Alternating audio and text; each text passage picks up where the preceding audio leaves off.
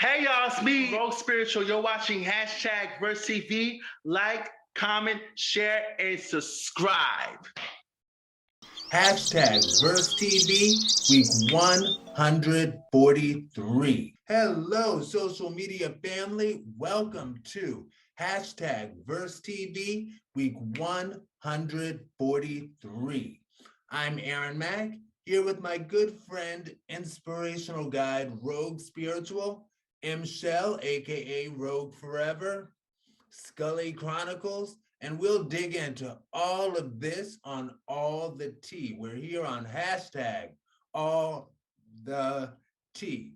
Now, first of all, welcome to and say hi to the hashtag Verse TV family, Rogue Spiritual. Hello, how y'all doing today? How Excellent. y'all doing today? All right. And for our audience who may not yet know, where are you from and what do you love most about your origin journey thus far? Well, I'm actually from New York City. Grew up in the Bronx. I'm from the Bronx, and what I love about my journey thus far is the fact that I had a chance to fail. You know, sometimes when you're an overachiever, it don't matter who you are, whether you're youngest or the oldest. I just happen to be the oldest. But when you're an overachiever, you get stressed on a lot of things because you do not like to fuck up a lot. So this is why God will give you a chance to fail. I've been having a chance to fail for a minute now. Hmm.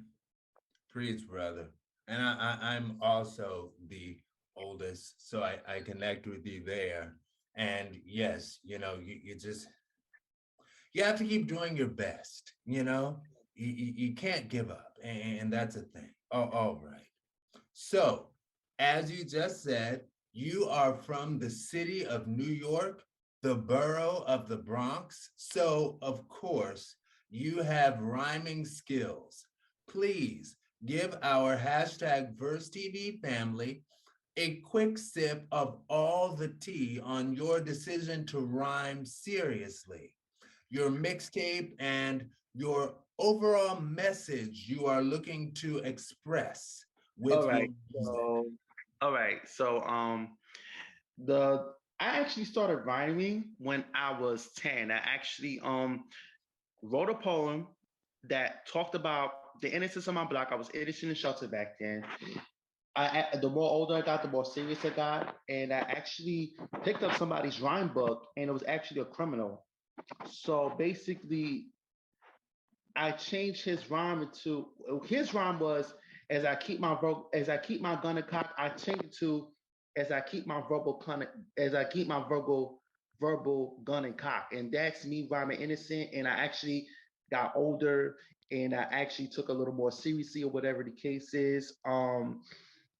Especially when I was bugged out in the shelter, whatever, back in 2010, if you will.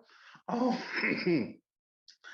my mixtape, called War Machine, War Destroyer, is actually gonna have 30 tracks. Um, I was inspired by Prince Cat Eyes, and by from which he when he made Distory in the Making. Inspired by Prince Cat Eyes, and I was inspired by Miss Terry for all of it back during the Ghetto Views era.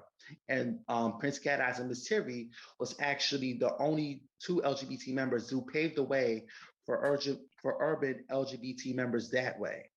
So basically, he's actually paying homage to them, and basically, it's basically a lot of the songs in my mixtape that I'm working on is just diss tracks towards closeted criminals and gay on gay crimers that people like bitter ones who direct all that hostility towards a fellow LGBT member, where they should have directed that towards trade or straight motherfuckers that had that was really fucking up their vibe, you know? Um the other question, wait, oh, and the message is that you could you could literally put on a dress, a wig, negligee, or whatever, and still be a man. You know what I'm saying? Because I know what it is to be under the queer umbrella, and I know what it is to explore gender. We had to explore. And some people were just meant to fight like women. It's okay to fight like women. So you could be under a wig and a dress and you can still be a man. It doesn't take less of what you have down there. Because I know I fall under the Kieran brother and I know what it is to explore gender. And that's a beautiful thing. And yes, we should all be as free to do such things and live our truth. But yes, so also, you are also a blogger slash vlogger. Please give our hashtag Verse TV a sip of hashtag all the tea on Scully Chronicles, and what's the origin of the name? What will people get when they stop by Scully Chronicles?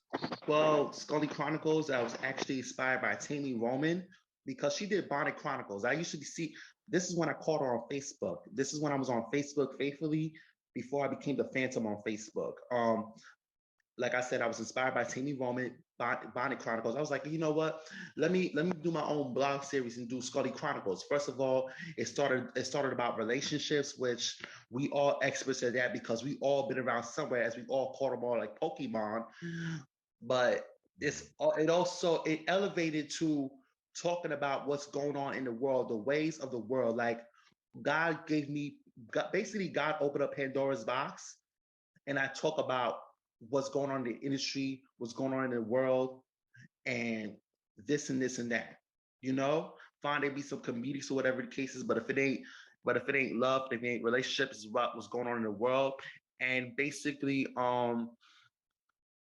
it literally it got the reason how I basically started talking about self-worth as well is because I knew what it was to ride out for some DL nigga that you have to park on a motherfucker.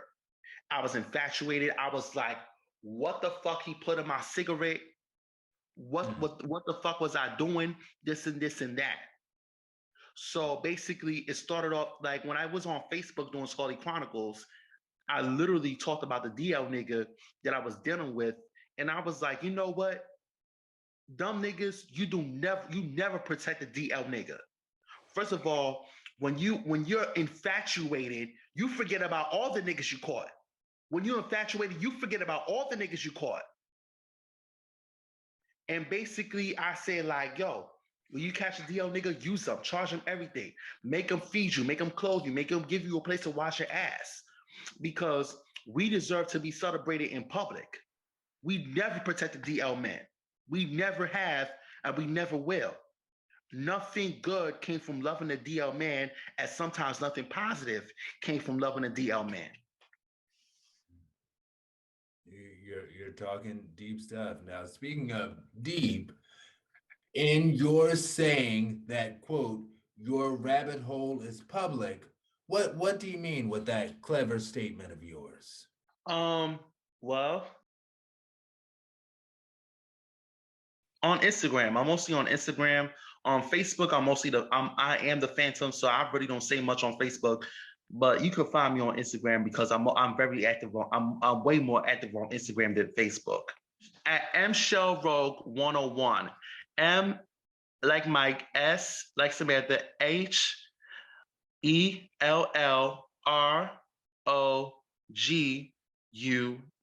101. Excellent. And that's where we can find you on Instagram. Wonderful.